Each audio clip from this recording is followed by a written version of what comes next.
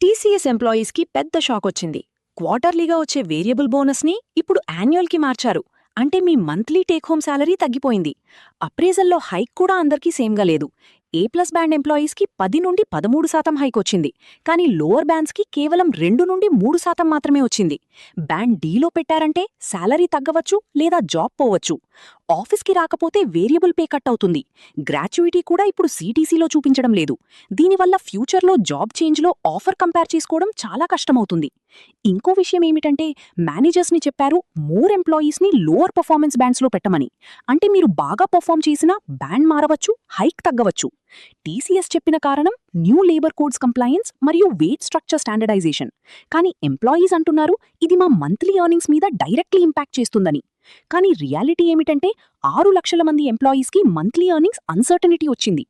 అదే కంపెనీ, అదే ఇయర్, కానీ మీ పాకెట్ మాత్రం లైట్ అయిపోయింది.